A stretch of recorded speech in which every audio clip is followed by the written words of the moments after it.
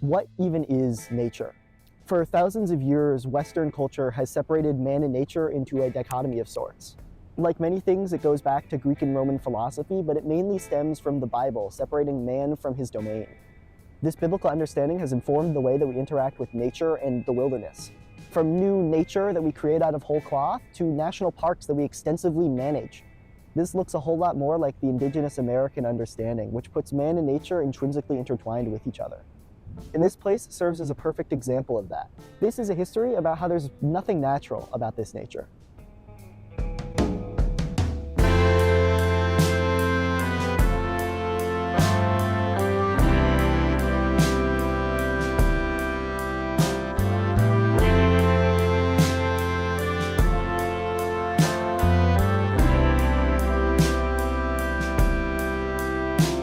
The San Andreas Fault formed around 12 million years ago, and 4 million years ago, the Santa Cruz and Diablo mountain ranges followed suit.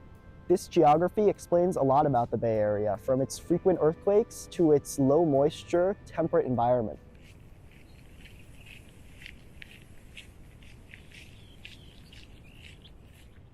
Because of the cold Pacific water evaporating less than the warmer waters of out east and the accompanying cold Pacific winds, which hold less moisture, getting trapped by the mountains of the Bay Area, it causes a very temperate climate.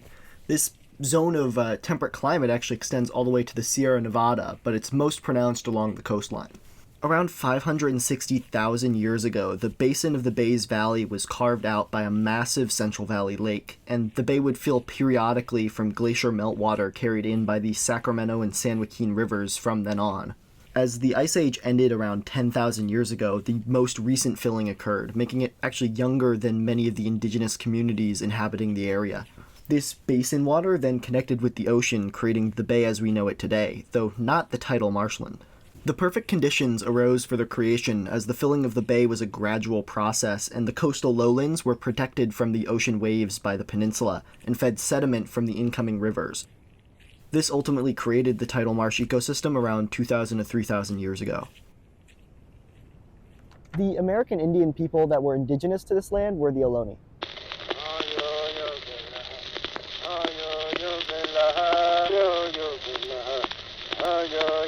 They were a collection of culturally and linguistically similar groups who were not really one people at all, but rather over 50 different tribes whose ancestors had been living in the Bay Area as long as the Bay. Though the Ohlone lived here, in the North Bay were the Miwok.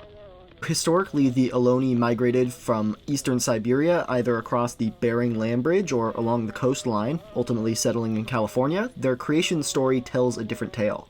It dictates that they're descendants of Coyote, who was spared from, why of course, a great flood by an eagle who brought him to the peak of what we now call Mount Diablo, saving him. Though as a testament to the diversity among the Ohlone, the mountain actually varies by the group telling the story. Poetically, the way that humanity has treated the Bay Area over the past thousands of years that people have been inhabiting it, Coyote in American Indian mythologies is representative of both humanity in its virtue and its failures. The only other that survived was Hummingbird, who represents truth. Though often the change over time in American Indian societies is ignored, for only about 5,000 of the 10,000 years that the Ohlone have been inhabiting the Bay Area had they been organized into chieftain societies. These are characterized by a higher degree of centralization of power into the hands of one person or a few individuals, rather than a more egalitarian way of living. The Ohlone were well connected, with plenty of interaction via loose trade connections and elite marriages between the bands of the Ohlone and even other tribes. The Ohlone not only had their own practices, but also shared the Kuksu religion with other tribes in Northern California. Though despite the interconnected and overlapping nature of the Ohlone, their day-to-day life was more stratified and fragmented into individual villages. Puishan is the closest village, but its exact location is contentious. These villages consisted of round houses made from poles of wood surrounded by grass, tule reeds, and ferns.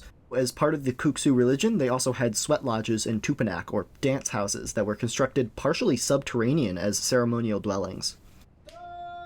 Like all societies across human history, the Ohlone had unique practices and pieces of ceremonial regalia. One interesting connection with the societies that would come after them is that they practiced an annual day of mourning. They buried their dead in elaborate sites made out of shells called shell mounds, many of which still stand today.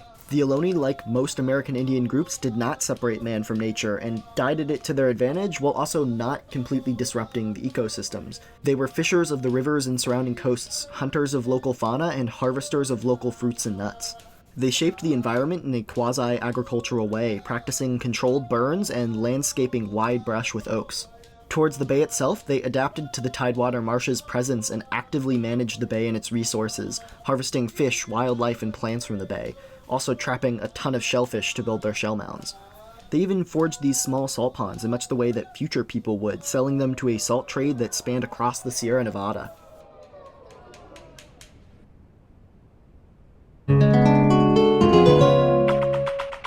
Meanwhile, thousands of miles away in Iberia, Spain had just finished the Reconquista, driving out Islamic states in the area and replacing them with Christian ones. Due to being blocked from the overland spice trade by the Ottoman Empire, Spain and Portugal sought different ways of acquiring wealth. Portugal sailed around Africa to reach the East Indies, but Spain decided to finance one Italian explorer, Christopher Columbus, to sail west. This explorer would eventually land in the Caribbean, discovering the quote-unquote New World in the Americas, and from it came the first sustained contact between the Old World and the New World.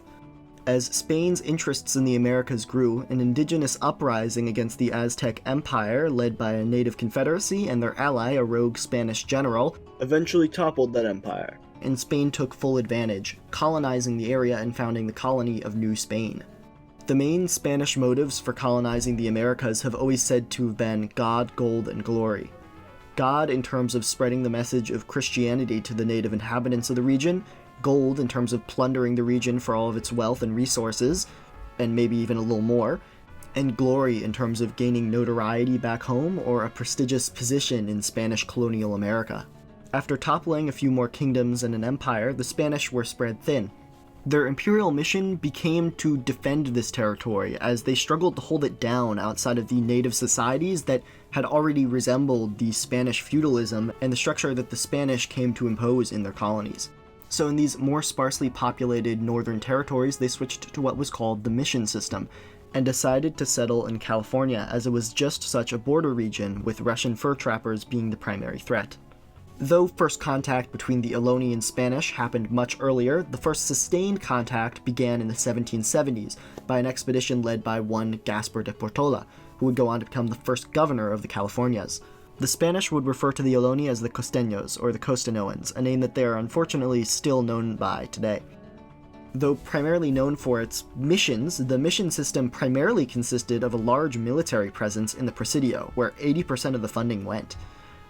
And only a small body of Franciscan friars and other staff at the mission who would work to attract natives to the physical mission location and to its objectives through food, colorful cloth, beads, and other gifts.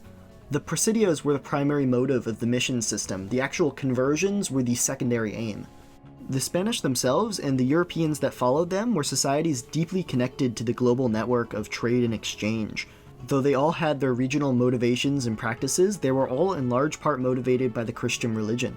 For Spain at that time, it was specifically a zealous support of Catholicism, a specific sect of Christianity in reaction to the splintering of Western Christendom in the Protestant Reformation. The Europeans lived in rectangular buildings, usually made from more durable materials. At the missions themselves, they constructed more elaborate ceremonial dwellings, mainly churches that were made out of local stone, timber, mud brick, adobe, and tile materials.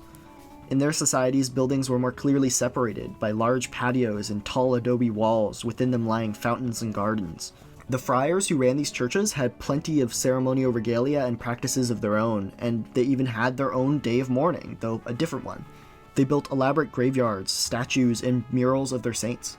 Mission Indians, converts called neophytes, or newly planted, found their entire lives uprooted, with the expectation of not only converting to the Spanish religion and ritual practices, which caused a decline in the practice of kuksu, but also to adopt the general Spanish language, customs, and way of life.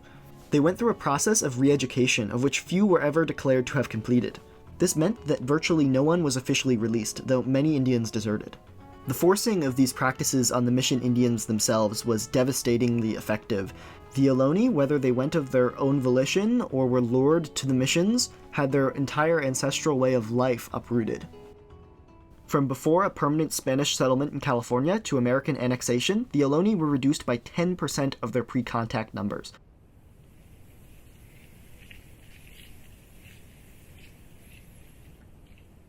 Though violence between the Ohlone and settlers of the region majorly contributed to the steep population decline, the primary factors were disease and the massive upheaval to their traditional way of life, mainly their subsistence.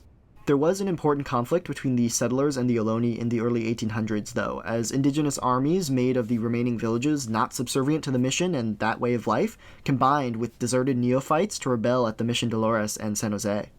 Ultimately, the most effective element at destroying the Ohlone way of life was the rapid environmental destruction brought on by the Spanish settlers and their invasive species, which destroyed the means for the Ohlone to continue thriving and hunting and harvesting in their native economy. A significant degree of the Ohlone practices, tradition, language, and history were all lost during this upheaval.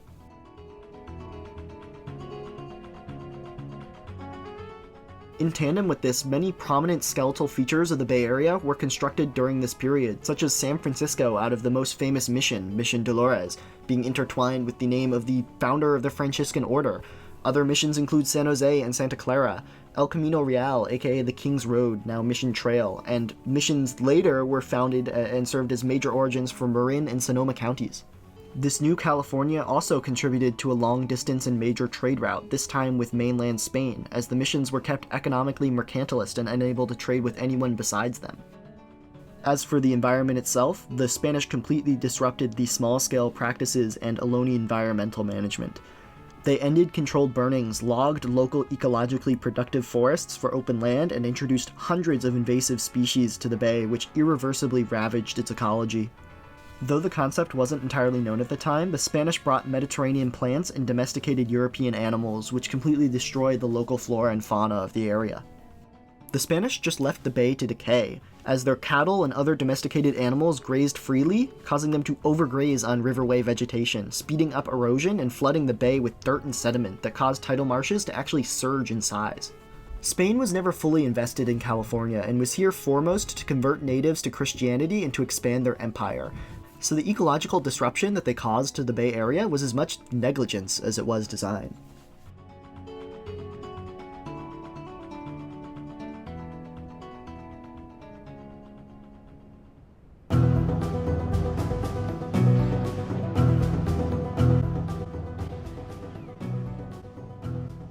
The ultimate success of Mexican independence from Spain was a culmination of progressive, religious, and conservative interests being met in the Army of the Three Guarantees, those guarantees being independence, union, and state Catholicism being aligned against the myriad of Spanish regimes, including the collapsed monarchy, the juntas, and the now liberal government.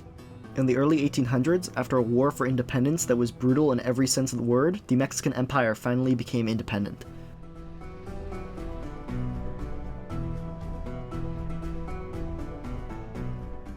Mexico succeeded the colony of New Spain and consequently held control over California. Though even at the outbreak of independence during the collapse of the Spanish Empire, the mission system experienced a major decline due to the lack of funding. This caused converted Indians to scatter across the countryside, and for California's economy to become open to the entire world, not just Spain. Where the Bay Area was in Alta California was the ultimate frontier for Mexico. Mexico only managed to keep the region profitable by keeping its international trade open. Emblematic of Mexico's weak grip on Alta California, they only sent a governor to the region in 1825, 4 years after they gained independence. Mexico's policies to keep Alta California differed a lot from Spain. Though some missions were founded after Mexico gained its independence, Mexico really tried to clamp down on the region in the 1830s. To limit the power of the Franciscan missionaries, the missions were secularized and their land was seized. Though some of these ranchos were given to the Ohlone and Mission Indians, most were given to Mexican settlers and government officials. The majority of the Ohlone, who did not receive ranchos, became vaqueros and field hands, tenants of the ranch owners. An upside to the rise and distribution of these closed-in private ranchos in the Bay Area was a decline in riverbed overgrazing by cattle. Though due to the lack of strong government presence in the region and California's now open economy, hundreds of Euro-American settlers poured into the region for fur trapping and resource extraction. One John C. Fremont, an army commander and son of a prominent Missouri senator, led expeditions to encourage independence revolts among these American settlers. He ultimately got the chance to annex Alta California into the United States after the Bear Flag Revolt. The revolt was really just a few American Sonoma County settlers getting together in a room and declaring independence upon hearing about the soon outbreak of the Mexican-American War. That war, caused by the shedding of American blood on American soil, which was really just a funny way of saying a disputed border region in Texas, eventually leads into the Treaty of Guadalupe Hidalgo, which would transfer large parts of the Mexican Empire to the American Empire. The Americans, too, were determined to control this land, mainly through the concept of manifest destiny, the idea of American exceptionalism, and that we were ordained to spread from sea to shining sea.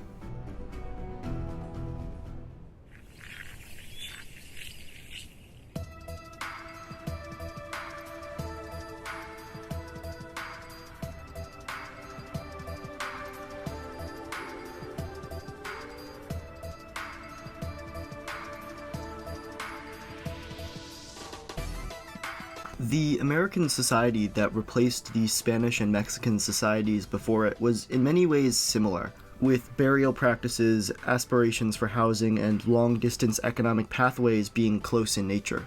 But they also differed in important ways, coming from Christianity still, but a more self-directed form in terms of Protestantism. And from Manifest Destiny, a radically different idea of what California could be used as, not merely as an extension and protection of an empire, but as the object to be expanded into and have an empire over in the first place.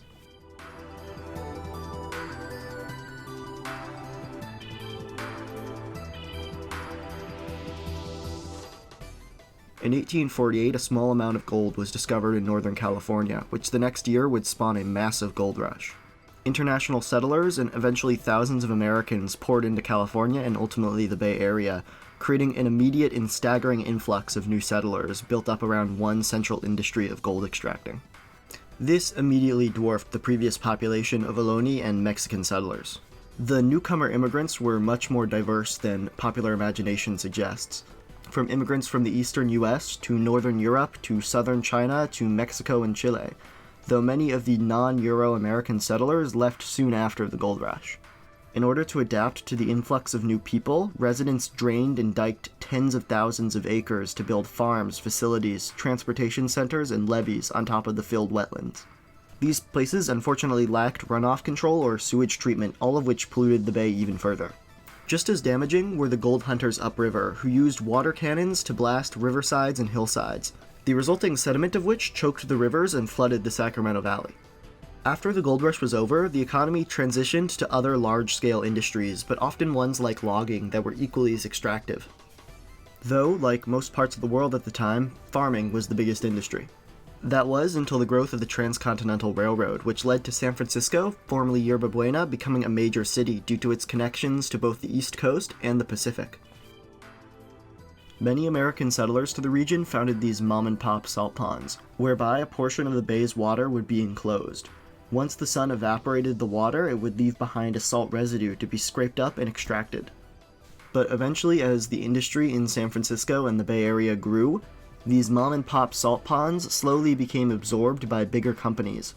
Ultimately, this led to industrial-scale saline ponds, with Leslie's at the helm and then later Cargill, with a peak of 36,000 acres of the bay being used for salt production.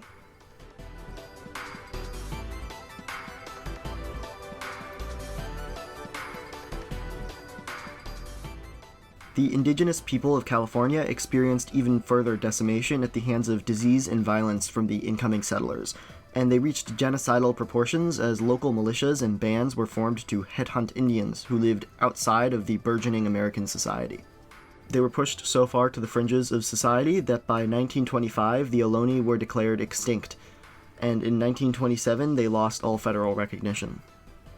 Mexican settlers, too, in many cases were unable to defend their legal rights given in the Treaty of Guadalupe Hidalgo to their land, or spent their fortunes in legal fees trying to maintain those rights.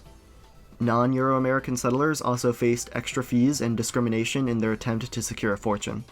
As a combination of just straight-up racism and the fact that immigrants from southern China were willing to work for lower wages than other workers, a series of taxes were levied and eventually the Chinese Exclusion Act was passed, aimed at stopping those settlers from coming.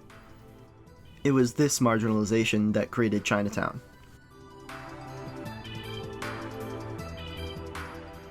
In the following 150 years, only 16,000 of the 190,000 acres of the original historic marshland in the bay remained.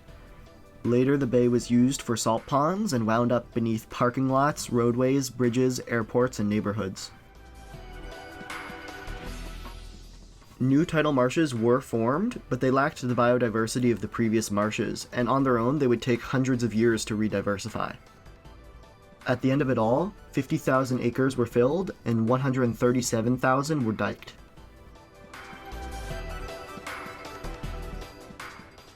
In the late 1800s, after the first growth of San Francisco, many other Bay Area spots connected by boat or local rail grew significantly. The peninsula before had mainly farms, but now it had summer and weekend estates for the wealthy of San Francisco. They populated the area because it was seen as an escape from the city, but also because of its great weather. One of the most important formations in the Bay Area was opened in 1891. Stanford University was founded in honor of the deceased son of an extraordinarily prominent California politician, the former governor and at the time a current senator. The early years were rough, especially after the devastating 1906 earthquake, until Herbert Hoover, the 31st President of the United States and graduate of the first graduating class from Stanford, stabilized the financials, professionalized operations, and no doubt helped to put Stanford on the map as a premier university. The invention of the Audion by investment of the university's president also contributed to building Stanford's reputation. The suburbanization of the Bay Area didn't truly take place until post-World War I, with the adoption of the automobile coming earlier than other areas of the country, due to, in large part, the underdeveloped nature of the surrounding areas, but no doubt also influenced by the unparalleled destruction of the 1906 earthquake on infrastructure. This allowed California's urban areas to spread out and accommodate a much larger population. It nearly doubled. However, an even bigger boom for California was the post-World War II rise of the automobile in American society. This caused an influx of an extraordinarily large population into the comparatively tiny Bay Area, spreading both urban sprawl and the population into the full region. While economics has always remained a factor at the forefront of why people move to where they move, the growing affluent society of the United States also prioritized proximity to great education in Stanford and the weather in terms of California's temperate environment. As a result of the suburbanization, the Bay continued to be trampled on for infrastructure projects, with the greatest insult coming in the form of establishing landfills in the Bay. The local one to San Mateo was founded in 1950. The dramatic upset that made the Bay Area as we know it today was the growth of Silicon Valley, a truly unique and modern story. Stanford dominated the Bay Area as a result of its inventions and location as a hub for West Coast engineering and wartime services across the 1940s. After the war, Stanford Provost, its academic head, Frederick Terman, devised a way to keep talent local and consequently increase the university and community income by joining forces with Palo Alto to create Stanford Industrial Park, now Stanford Research Park. He recognized that in the modern global supply chain, industries no longer needed to have the innovation happen where either the resources or the consumer base was located. This scheme gained steam as the Valley became the place to be for the semiconductor industry since Shockley's semiconductor laboratories moved in. Shockley was a disgruntled employee of Bell Labs and was left out of the original patent for the semiconductor. Though Shockley himself was notoriously difficult to work with, and in the late 50s, 8 members of his newly recruited team broke away to form Fairchild Semiconductor. One of these 8 was a certain Robert Noyce, who would go on to invent the integrated circuit concurrently with Texas Instruments in 1959. The integrated circuit was the foundation for the modern computing industry and digital era. Another of these 8 was Gordon Moore, who you might know from Moore's Law about the exponential growth of transistors.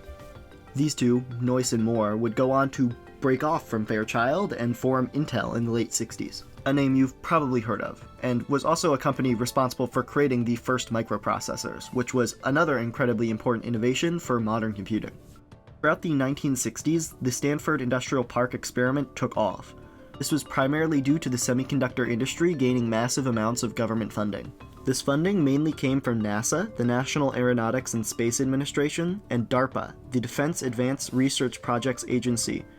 By 1971, the term Silicon Valley was coined in reference to the premier semiconductor industry, which uses silicon chips. The success of Stanford Industrial Park only brought more attention and prestige to Stanford and the city of Palo Alto, as well as the broader Bay Area region. As the valley became a hot spot for talent to join in engineering and technology, more companies came to the area in order to take advantage of that talent base, causing venture capital to move in, mainly settling down on the famous Sand Hill Road. Moving into the 1980s, Silicon Valley's startup culture formed, and companies were founded in the valley because that's where the talent base was. Some companies you might have heard of: Apple, Microsoft, Atari, Oracle, Adobe, HP, Cisco, and later Google, Yahoo, eBay, Nvidia, and PayPal. The confluence of high-paying employment opportunities, influential companies, and the availability of capital then encouraged more talent to move to the area. This experiment spiraled into the Bay Area becoming the worldwide hub for technology and innovation because it was the worldwide hub for technology and innovation. It was a cycle of the valley becoming the place to be because it was the place to be. This growth was truly exceptional and continued well into the 90s with the age of the internet. It's not held the same momentum since the burst of the dot-com bubble, but it's by no means stopped. As the Bay Area's population drastically exploded for another time due to the growth in startups in Silicon Valley, the region also grew in diversity, starting in the 1980s with Asian American, Pacific Islander, and to a lesser but still significant extent, Latino and Latina immigration. Most of that diversity and modern population growth is from youth immigration, of which that diversity contributes to a generational divide. This growth was once again staggering, as the San Francisco metro area almost doubled again from a little under 1.9 million people in 1950 to a little over 3.3 million people today. National sentiment of environmentalism combined with the diversity in youth of new people in the Bay Area to help dramatically change the composition and views of society. It's a testament to the extent of social upheaval and change in the American 60s that the founding of the Save the Bay organization and its subsequent movement began in 1961, only a decade after the landfill in San Mateo was created. Several factors converged to cause the rise of environmentalism across the Bay Area in the late 1900s. There was the highly educated character of the new population in Silicon Valley, the zeitgeist on a progressive, futuristic society where technology was used to our advantage, and, in a more privileged sense, it was the fact that the new dominant industry of the Bay Area no longer directly depended on extraction from the ecosystems themselves. Due to the growth of environmental consciousness, across this time, smaller tidewater restoration projects were constructed, though none on a massive scale. Finally, in the mid-1980s, the landfill was shut down and filled over. What replaced it is this, Bedwell Bayfront Park, literally built on top of the landfill. The park to this day still has to be extensively managed due to the waste put underneath it. The park was named in honor of city manager Michael Bedwell, who pushed for its creation. The most impressive restoration, however, came in the 2000s with a project that was a multi-agency culmination of local efforts. The South Bay Salt Pond Restoration Project would ultimately take saline ponds from the Cargill Corporation and the California state government for rebuilding wetlands. The project was orchestrated by the assistance of the influential and longest-serving senator from California, Dianne Feinstein. The project takes the salt ponds from Cargill and dumps highly vetted soil into them. They then carefully maintain these plots of lands as their ecosystems develop.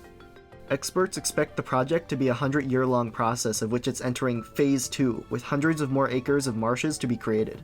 Currently, their priority is taking into consideration flood control methods and preparing for sea level rise. There was a 2016 measure passed by Bay Area voters called the AA Parcel Tax, and it gave the project the funding that it needed. There are, however, competing environmental concerns.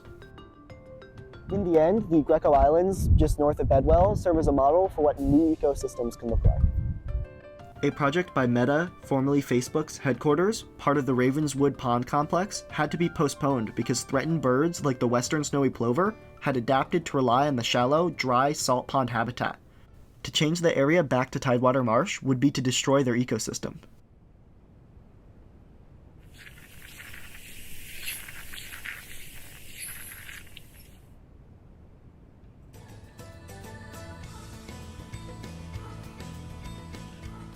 That snowy plover story really insinuates that we're not as separate from nature as our societal dichotomies would suggest, but intrinsically intertwined with it. We created this land. One ecologist in an article that I read explained that the natural wonderland without human influence, it's not a thing, and that couldn't be more true. The history of how we've treated this environment has always been on how we've viewed and wanted to treat it. From a vibrant ecosystem from which we're only a part of, to an afterthought, to a resource to be exploited, to now a place to preserve and maintain for future generations. One wildlife biologist likened it to losing the information of a lost book, but that's still an analogy that puts us at the center of its value. We pursue these projects because we want the marshes to stay or come back for us. Our desire to create these new marshes, and they are new, few are preserves and most are restorations, is reflective of our deeper desire to make amends with the fact that we've denied that responsibility for so long.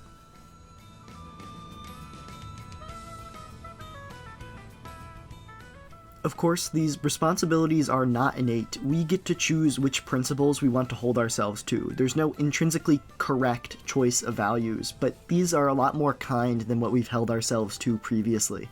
As the history of this bay and the world has shown, life adapts to survive and thrive. It's really a matter of how we want to treat our ecosystems. We have to choose that these are the responsibilities that we want to accept. And because of all of this, the restoration projects are really powerful, because it's about how we want to treat the bay. It represents the ability for us to make amends with the past more broadly and to undo our harms, because instead of using this land for, say, housing as prices soar in the Bay Area, we use it for this.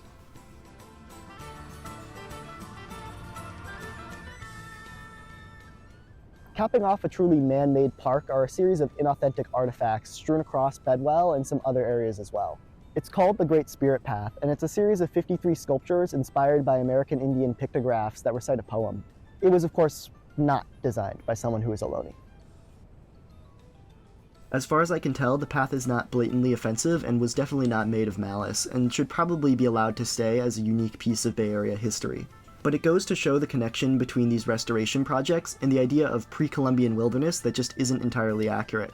It would realize a more complete vision of this restoration to do more justice to the inhabitants who have been through all the Bay Area's development, both in terms of course, creating more cultural heritage sites, but also in terms of righting the wrong of declaring the Ohlone extinct. I haven't brought them up in a while, but there are multiple tribal organizations vying to be the successor to the original federally recognized Ohlone tribe. The predominant one for the area I'm in are the Moegma Ohlone, but that's controversial.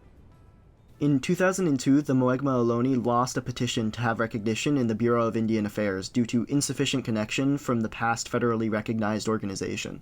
There's a huge controversy around the organization as they claim to be descendants of all the Ohlone, but they're competing against organizations such as the Ramaytush Ohlone, who claim to be just from the peninsula and do not appreciate the universalist nature of the Moegma Ohlone's claim. Several local organizations fear the Moegma as being unreliable, and if recognized, it would probably be the only Ohlone group to be as such.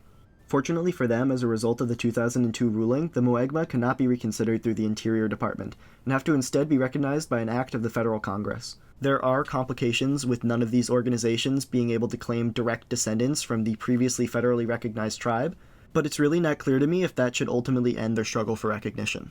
The idea that only one tribal organization has to be for each geographical area is only a habit of the BIA. A solution could see all of these organizations be given recognition with a slightly more narrow scope, but that process has failed to make significant headway in recent years. However, that's the beauty about this nature being man-made. We can change that.